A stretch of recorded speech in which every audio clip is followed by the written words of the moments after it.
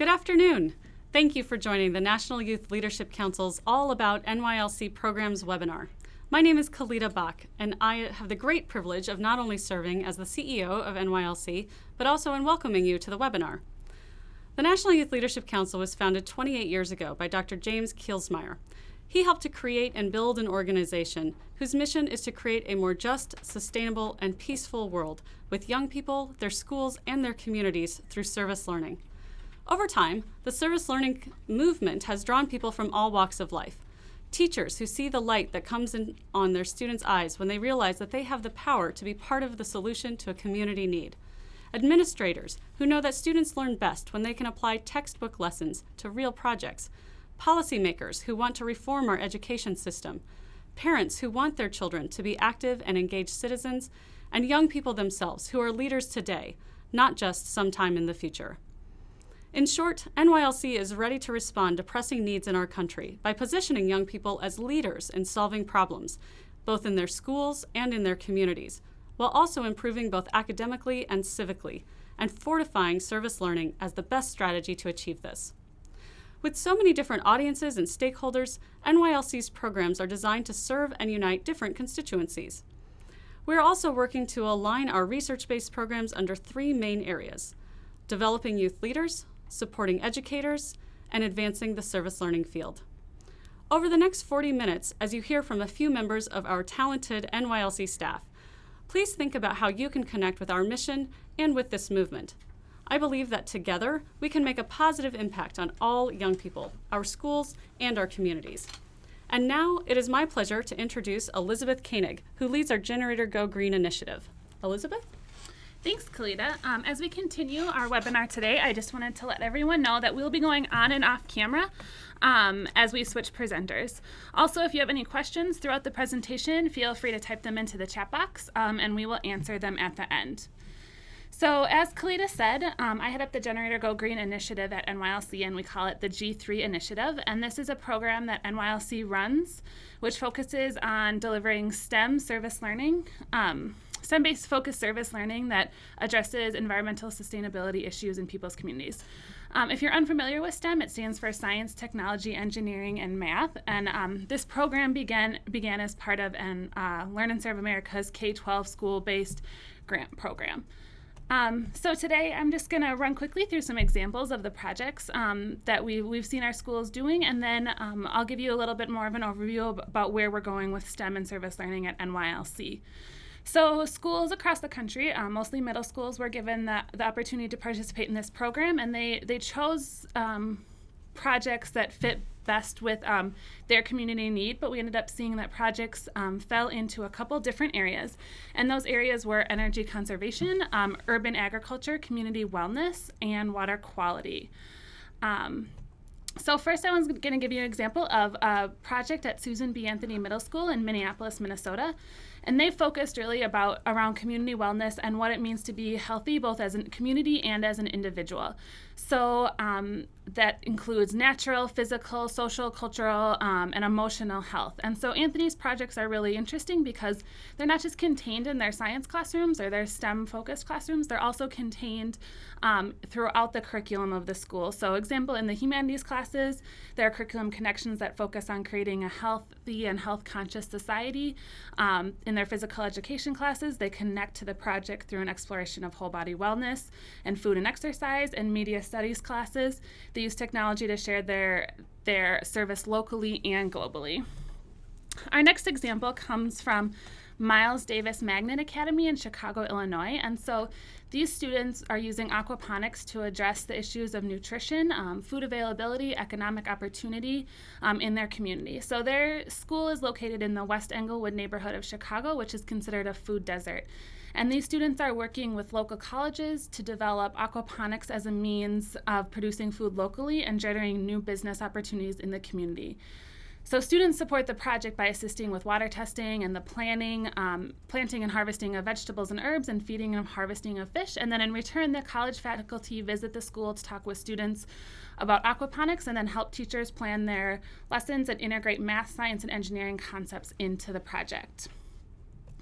Our third example comes from Farnsworth Aerospace School in St. Paul, Minnesota, and they've really spent their time focusing on water quality and the need for water to be as clean as possible to sustain habitats and provide safe drinking water. So they've learned how humans have had a negative impact on the local water supply and what they can do to change that.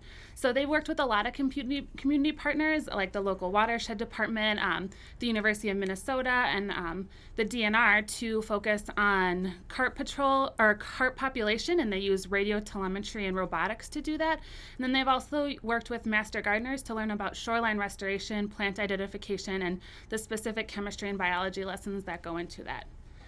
And then our final example comes from Louisiana, where Harry Hurst Middle School is really focusing on energy conservation.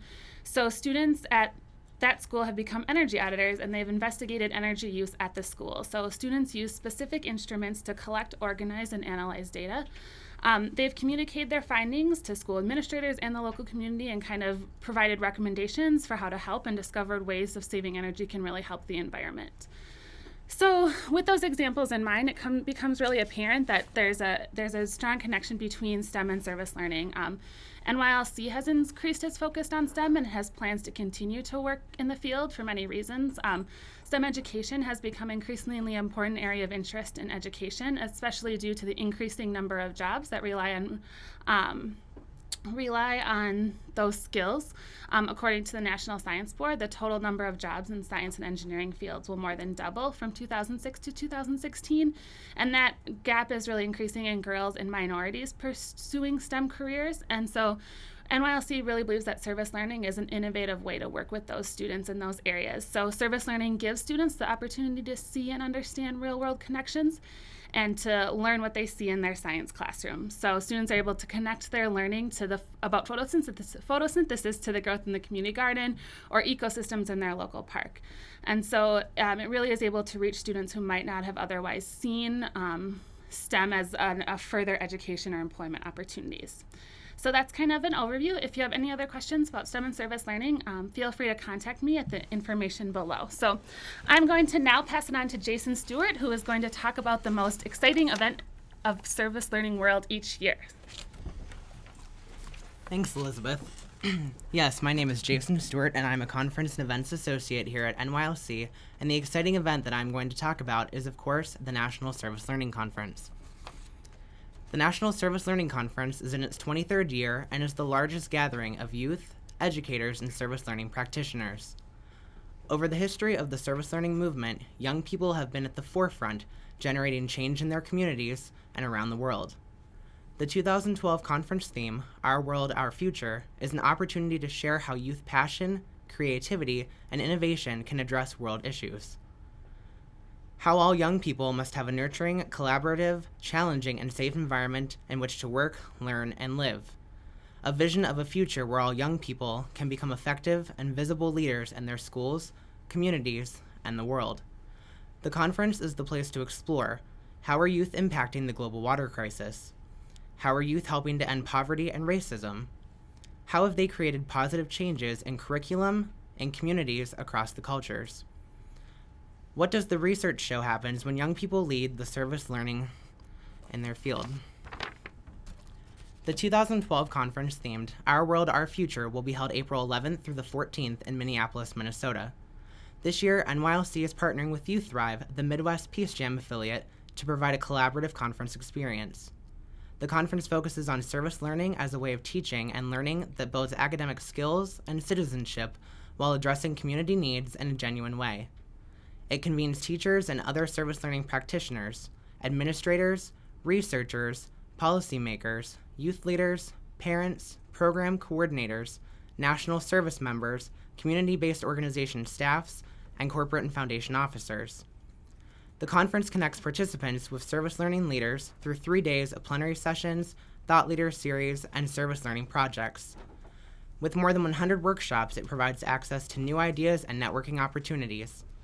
The conference has drawn an impressive array of speakers, such as President Bill Clinton, Archbishop Desmond Tutu, Senator Paul Wellstone, Senator John Glenn, Jane Goodall, Alec Dixon, Dame Elizabeth Hoodless, John Bridgeland, Alan Causey, Gerda Weissman Klein, and many others.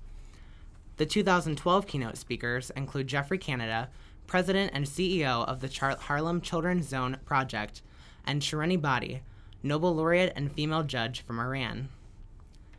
The 6th Annual Service Learning World Forum is an opportunity for attendees to explore youth service and service learning as forces that span cultural and national boundaries, building communities and strengthening young people. Discover how service learning is implemented throughout the world. Hear from leaders across from the regions of Africa, the Middle East, the Pacific Rim, and Europe. Bring your experience and participate in this unique worldwide conference. Another great conference event is the Gathering of Elders. Community elders have shown extraordinary wisdom and originality as teachers and counselors of change. Their life lessons are contained in philosophies, oral histories, and ceremonies, handed from one generation to the next. Their symbolic connection to the past helps us remember who we are, why we serve, and what we must do to change the world. In this special gathering, elders speak from their traditions and life experiences about youth, change, service, and leadership. Young people are encouraged to ask questions of the elders. This year, the conference will include a unique experience called Serve and Celebrate Day. This day, the conference will consist of off-site service projects in the Frogtown community of St. Paul, and will conclude with participants engaging in a Global Youth Service Day celebration at the Mall of America. Are you interested in getting more involved with the conference? Running the conference is a huge endeavor, one that takes over 150 plus volunteers each year to make it happen. Are you interested in helping plan service activities and youth events? Then serve on a conference committee. Apply for awards or nominate someone you know to be recognized for their service learning work. Participate in our conference exhibit hall or in our service learning showcase, a time for attendees to learn more about your organizations or about your awesome service learning projects that you're doing at home. Registration is now open, and we hope to see you all April 11th through the 14th here in Minneapolis. For more information about the conference or to learn more about how to get involved, please visit our conference website or contact us at the information on the screen. Next up in the webinar, we will be hearing from Amanda Larson about our Youth Initiatives programming here at NYLC. Thanks, Jason. To start to talk about just how we frame our Youth Initiatives programming in general is around involving youth in addressing the achievement gap. We call this initiative SMART, Youth Solutions to the Achievement Gap, and what this really looks at is thinking about students are the main stakeholders in the achievement gap, and it's an opportunity to get them really involved in sharing their voice and hands-on experience in addressing and proposing solutions to the achievement gap. So what this looks like is initial training with both youth and adult teams who then get an awareness of what the achievement gap is, what that looks like, what are the factors that contribute to the achievement gap, and then using some SMART materials. So a student handbook and a facilitator's guide who then walk the students and the adult teams together, to propose what solutions could be in their own community. So to create action plans addressing specific factors. So it's important to note that while the achievement gap, factors leading to the achievement gap include poverty and include systematic racism, it's not necessarily expected that youth address those issues. So they are breaking it down and addressing things locally that impact this larger issue. And just to get a better feel for what that looks like, this is often starts through that initial training, like I mentioned, and traditionally this has happened through the National Youth Leadership Training. This is a week-long camp-like model that takes place in the summer. Now NYLC is also moving to do half-day and full-day trainings as kickoff with youth adult teams. But I'll share what this traditional model has looked like in the past, just to get a sense of what we're going for and an opportunity to involve youth in these efforts.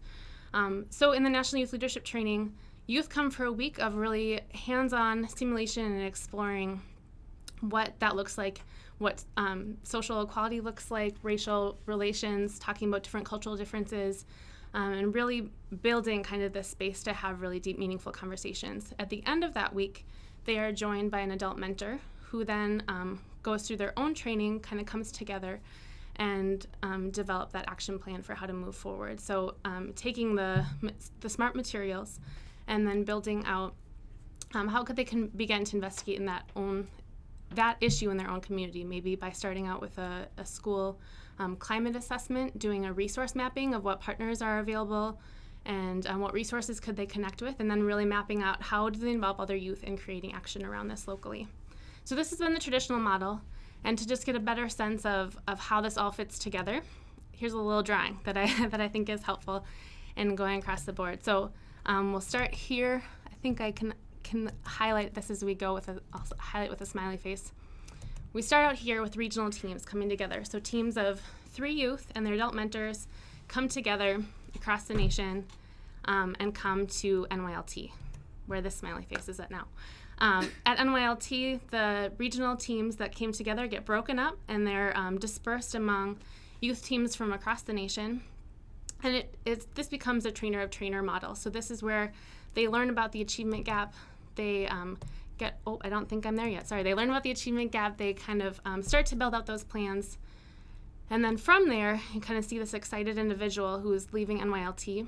And they're going back to their own communities with still that smaller team and using those SMART materials to train in a larger cohort of students to work with them. So it's bringing in many youth who are at the school or in that community organization who can then be a part of this, who are now aware of the achievement gap, who are invested in wanting to create solutions for that. So we see here that there's now this full group that have had this training led by these lead teams who attended that initial convening through the National Youth Leadership Training. And together they're implementing a service learning project. So we get to this final image where you see teams of youth across the country who are then using this material to really address the achievement gap and what that looks like in their local community. So all those projects might look different. I'm going to share a couple of examples of what 3 different groups of students have chosen to do, and you'll get a sense that they can be very different.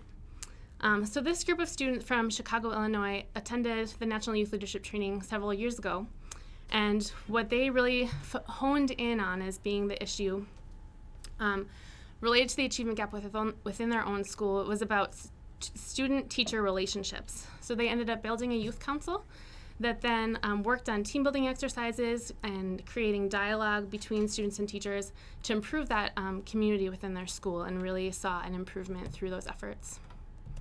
In a different sense, there's a group of students from Riverdale High School in Portland, Oregon, who decided again that they wanted to create more awareness around this idea of education, and decided to create a curriculum, a high school curriculum, to take place in their school that was really looking at the core question of what is a good education. So this curriculum that they created had students doing research on a specific factor that addressed the achievement gap. They were doing hands-on shadowing of teachers and tutoring students in the local community. They were looking at policies around education and historical perspectives of education, and using all of these different perspectives, the hands-on learning, the service learning piece, the research, to then come together with their own definition of what makes education effective, and then sharing that out with a larger community. And then one last example is a group of students in Minneapolis who work with their Minneapolis Community Education and who are part of an editorial board that puts out a publication twice a year. And after attending the National Youth Leadership Training, what they wanted to do with that achievement gap piece was really create their issue around the achievement gap. So they collected poems and essays and artwork from students all across the district who then were included in this achievement gap publication and then shared it out. And it was after that used as a teaching tool in all these different communities as well. So it was kind of a district profile of what the achievement gap looks like and proposed solutions from students within the district as well. All of these efforts are supported by NYLC's Youth Advisory Council. So after attending the National Youth Leadership Training, that initial convening with us, students are invited to apply to be part of this group. This is a group of high school students, again, from across the nation. Because they're across the nation, we only meet in person 3 times a year, and most of that work is done through conference calls and through online meeting space. They are broken up into committee work to really support NYLC's efforts throughout the year. So they support us in communications and outreach. They support us in planning our conference and events, and they support us in professional development as well. NYLC has been working with the Youth Council for many years, and that model has emerged and developed to be a strong model. So NYLC also does consultation and trainings on how to work with youth councils, how to build a youth council and sustain it with youth and adult strong partnerships. Again, my name is Amanda Larson. I'm the Youth Initiatives Lead here at NYLC. If you have additional questions about any of the programs I mentioned, please feel free to contact me, and I'd be happy to share information with you. And I'm passing it on to Melissa Mitchell, who is our lead of Project Ignition at NYLC and another program that involves youth in solving issues. Hi everyone, I am so excited to share about Project Ignition, and now is actually the perfect time for you to get involved. Project Ignition is NYLC's National Teen Driver Safety Program. It is funded by State Farm and coordinated by NYLC. And first and foremost, one of the core elements of Project Ignition is youth leadership. We want youth taking the lead in this issue because it affects them more than any other age group. Car crashes are currently the #1 killer of teens, and that's into Canada as well. So teams of adults and youth create plans to change those statistics. And we as adults really want to foster that youth growth and development while guiding them to make choices so that when no one's looking, they are buckling their seatbelt, they're staying under the speed limit, and they're encouraging their peers to do the same. Project Ignition is all about youth leadership with a purpose. We have schools applying the best practices of service learning, community organizing, and behavioral psychology. They are doing amazing things. They're combining what they're learning in physics classes about the effects of car crashes at different speeds and bringing in what's called a seatbelt convincer, where you pretty much stop at different speeds while wearing your seatbelt, and you can feel the effect of that on your body. So they can actually experience what they're learning in the classroom. They're getting police, fire departments, and EMTs to help them with mock crashes. And providing them with other resources, for example, local statistics on speeding tickets or other kind of information that only police, fire, and EMTs would know. They're also engaging their peers in ways to help change their beliefs and attitudes about driving safely, which in turn can lead to changes in their behavior, their actual behavior and what they're doing when they get behind the wheel. So they're increasing seatbelt use, they're not texting and driving, not speeding, etc. And for example, we have one school, Harry D. Jacobs High School in Algonquin, Illinois, that over the past 6 years that they've been working with Project Ignition have increased their seatbelt usage from 71 to 94%, which we are very proud of, and it's been consistently at that high 90s level for the past 2 years that they've been involved. So who is eligible to apply for the $2,000 Project Ignition grants? Applications opened in August, and they are due November 15th. Public schools in the United States and the Canadian provinces of Alberta, Ontario, and New Brunswick are encouraged to apply. We do want teams of adults and youth to be engaged in writing the application. One, because youth bring the creativity, excitement, and experience about what will work with their peers. And then the adults also bring the knowledge of the classroom goals and a wealth of resources to help empower those youth. If you're not a public school, we do have a model where public schools partner with private schools or community organizations. And then the fiscal host for the grant is actually the public school, but they do the work together. Plymouth Whitemarsh High School and Georgetown Academy is one great example that's on our website, which I'll go to next. It's a public high school and a private high school working with their local police department on a pledge drive to not text and drive. We really want to keep it, they are actually keeping it very simple, focusing on changing one behavior, and that's not texting and driving. So next we're going to move on to the Project Ignition website, which is www.sfprojectignition.com. By clicking on the header, it will bring you to the actual application. And again, we want youth and adult teams to focus on a behavior they want to change, create a plan to engage their peers in their community, and that usually involves forming partnerships with possibly other schools or key stakeholders in their community, such as parents, police departments, policymakers, and legislative representatives, and school board members. all in an effort to change the norms of driving behavior in their area. We really have a wealth of resources on the website as well. Under the School Tools tab at the top, there are what are called resources and links, and in that is a document titled What Works, and it's a PDF. And in that is research-based, current practical tips on what will work to help change teen driving behavior. We really encourage you to use this document to help develop strategies for your application. Some of the examples in that document, what really does work is communicating novel information. So you give people that aha moment where they're told something that they haven't heard before, and it engages them kind of in a conversation. Interactive demonstrations, like I said before, where the seatbelt convincer helps them feel or experience something that they hadn't before. Role-playing is a way to help empower youth to speak up against dangerous behaviors. Engaging the parents. Many schools create driving contracts that parents can use, and also encouraging them to model good behaviors. For example, one of our national leader schools, Yelm High School in Washington, found that through research that it wasn't the youth who were texting and driving, that it was actually their parents. So they used that information and changed their campaign to really encourage their students to speak up to their parents. So talk about youth empowerment. That was a great example. We encourage you to steer clear of passive messaging at a group.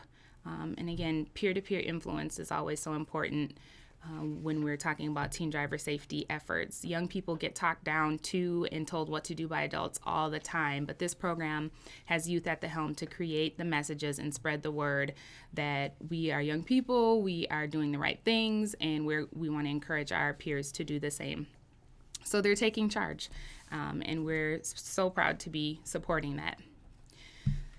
Here is my contact information. Even beyond the application period, which ends November 15th, we want to support all schools in their teen driver safety work. Project Ignition is all about young people creating change in their community and saving lives by decreasing car crashes. Now I would like to pass it to Lana Peterson, who will explain our Generator School Network. All right. Hello, everybody. How are we doing? Good. So I'm here to talk about the Generator School Network, and I'm very excited. And thank you all for joining us today on the webinar. So I'm going to explain some of the elements of the GSN, we call it. But just to give you an overview, it's free, and I'll mention that many times throughout my little spiel. It is free.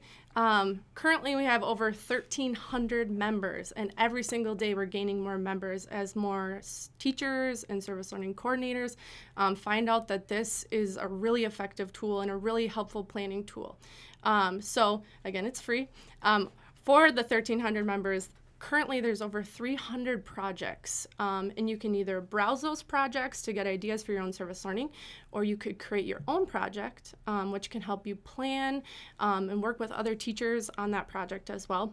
And within the projects, teachers and coordinators and service learning practitioners can actually add resources. And if you total up all the resources on the GSN, currently it's over 900 and growing. So we're really excited. We're excited to see what all of our members add as well this year too. So now when you sign into the GSN, it's kind of broken into 3 sections: Learn, Plan, and Connect. So the Learn section is really the professional development section of the GSN. They're topics, and they're only added by NYLC staff. We add them monthly, and that's actually where you're going to find the recorded webinars that we offer through the GSN.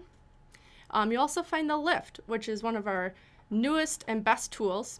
It's a multimedia tool that follows 3 schools, a middle school, a high school, and then an elementary school, who we feel are exemplar service learning models. And it really is based around the K-12 service learning standards for quality practice and what that actually looks like in real life. So if you haven't checked out the Lift yet, be sure to do that. It's a great tool for when you're doing service learning trainings, you want to develop your practice, and there's even ways to use it with youth as well who want to learn more about service learning. So that's the Learn section. We're always updating it. And you'll see this webinar on there actually later too. The next section is plan, which I mentioned earlier, is where all the projects are kept. So you can go, the way that the GSN works that's different than other sites is we're not just a library. All of our projects are interactive. So if you have a question of how that user got the buy-in from administration, or if they had any grants, or if they have lesson plans that they want to share, you actually get to interact. And the projects aren't created at the end, but actually at the inception of the idea. So that's how it's a planning tool for teachers across the board. Another great feature is that you can have multiple members on each project. So if you're working with your whole third grade team on a project, you don't have to create multiple projects for each person. You can actually collaborate, join forces, and add different resources together to make up your project, which is really awesome. And then you can add discussions. So if you're struggling with the topic, you said, well, my students really want to do something on animals. I'm not really sure what to do. Does anybody have ideas or feedback they can give me? You can actually post that discussion as well and open it up to get some constructive and safe feedback from other service learning practitioners around the country and actually the world. So the next section is connect. And this is really what the GSN is based around. GSN is based around is that it's a community. So actually in my picture here, as Elizabeth talked earlier about the G3 initiative, on the left is a group of teachers that are working together at the conference. They're all from different states, and they're working together to plan. And normally that conversation would have to end once they leave the conference, but on the GSN, they can utilize that group function to keep that conversation going and to help each other plan past that workshop or that conference or even that phone call that you have with somebody. So you can create groups within the GSN. So let's say there's similar topic areas, you're working on an initiative just like the G3, or you're working with teachers from across the country. You can create a group, and then you can link your project back to that group so that the other members can easily see what you're up to, what's the status on your project, what progress have you made. Another great function I said is the discussion. So that's another way to connect with people. Maybe you want to pose an article, and then you want to see what other people feel about it or an issue that you're having. And then also there's a messaging system. So if you don't feel comfortable with somebody or the whole network seeing a post or a question that you have for somebody, you can send them a message to anybody on the network. So it's a great function that we have. So one thing that I'm really excited about this year is our free webinars. So we're kind of breaking our webinars into different series, and I will remind you they're free. We'll have a back to school promotion webinar, and this is kind of what we're having right here, developing young leaders, youth leaders, and that really is going to be headed up by Amanda Larson that you just saw, talking a lot about that achievement gap work and how to instill leadership within our youth that we work with. We have the supporting teachers, which will be kind of hitting a lot of the standards and best practices within service learning for teachers and service learning practitioners. And then Sue Root will be leading up a designing academically rigorous curriculum. Last year, we really started using Understanding by Design as a curriculum planning tool, and we've gotten a lot of feedback that people are very interested and want to know more about Understanding by Design. So if that's something that interests you, be sure to look out for that webinar series. And then the last series you see is a Stepping Stones of Service Learning, and that's really a more broad webinar series. It may be for people that don't always work with youth as well, but really looking at advocacy and policy and how can we sustain service learning, and how can we get our government to back what we believe in as is a really great methodology as well too. So, and then if you have any more questions, or if you want more information on the GSN, feel free to email me or call me at any point. We'd be glad to talk to you about that. But next, I'm going to introduce Karen Pernew, the Program Strategies Director here at NYLC, and she's going to talk a little bit about contract trainings. Thanks, Lana. Hi. I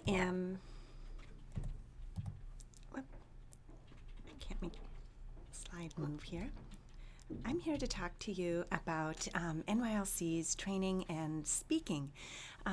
In addition to our regular programs, we do a lot of consulting. We do a lot of contracted trainings and keynote speaking. We offer teachers, other educators, students, and community members the skills that they need to teach and learn academic content while their young people are contributing to the community and solving real problems. Over the past year, we have served more than 5,000 individuals at events across the country. We do workshops, seminars, keynote addresses on service learning related topics, youth leadership, and youth development. We have a variety of standard events for educators that we do regularly, and these are available in half-day and one-day formats. We do Service Learning 101, a very basic introduction to service learning and the service learning standards and the service learning process. We do a Service Learning 102, which takes a more in-depth look for practitioners who are experienced doing service learning or want to take their practice to a new level. We also, as the organization behind the service learning standards, the K-12 service learning standards for quality practice, we do a lot of training on the standards themselves, helping teachers and other educators really understand them and hone in on how they can improve their practice by looking at the different elements of the standards and incorporating them more deeply into what they're doing in the classroom. As Lana mentioned, we do a process called Designing Academically Rigorous Service Learning. This is using the Understanding by Design curriculum development process to really focus on meeting academic standards, the classroom standards that teachers have to meet in their classroom. Through service learning, looking at the different phases of learning and curriculum planning to help teachers really design service learning experiences for their students that are going to fit in with exactly what they need to be teaching, fit into their community, and really help students have the best possible service learning experience. It brings them through 3 phases of looking at the goals, deciding on what you want students to learn, really focusing on the assessments. How are you going to evaluate whether or not students are meeting their academic goals and the character goals that make this service learning? And only then really looking at planning the activities that students will be doing throughout the service learning experience. These are pretty intense, in-depth trainings that we do. They usually take 1 day for each phase of the training, and we're happy to talk with you about how they've been implemented across the country in a variety of cities. We also do contracted trainings on SMART, Youth Solutions to the Achievement Gap, which my colleague Amanda explained earlier.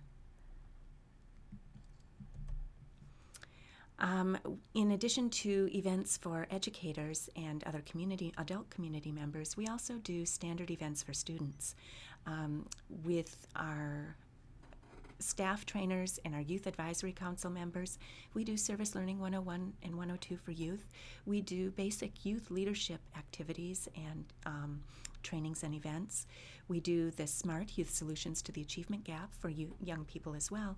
And we also guide young people on doing community mapping, really figuring out what are the genuine needs in our community, what are the resources here, and how can we devise a project that's going to help us really make a meaningful contribution.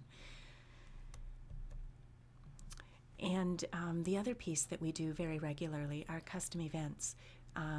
We have, for a number of years, done service learning teacher institutes on a district-wide or school-wide level, taking a group of teachers and guiding them through service learning topics that fit the professional development needs of a particular school or a particular school district. We have done conference workshops and keynote speeches and trainings on forging youth-adult partnerships. How do you really get young people and adults working together effectively, seeing each other as allies and really respecting what each person brings to the process in a true partnership? Dr. Susan Root does service learning and classroom assessment, really looking at how you can use service learning experiences as the performance task assessments to really know what students are learning, how you can create rubrics that really get at the learning goals, and how you can use that both as formative and summative assessment with your service learning in your classroom. Other examples of things we've done included consulting with a state to work on developing a framework for service learning as their state requirements and graduation requirements and capstone projects options have changed in South Dakota. They came to us for assistance in really developing what that's going to look like in their state, what this means, what sort of professional development the teachers need to have in order to implement this, and how they can do this in a way that's going to make it the most effective and have the best academic and character outcomes for their students. For more information on our contracted trainings, please contact Elizabeth Koenig. Her contact information is here, and we'd really like to hear from you and hear more about what your needs are. Hi everyone, it's Lana Peterson from the Generator School Network. Thank you for watching the recorded webinar. It's really exciting to share the programs that we offer, and we look forward to partnering with you or continuing to partner with you in the future. So please use any of the contact information that you saw in this webinar today to get more involved in our programs and events. Thank you again for watching this webinar.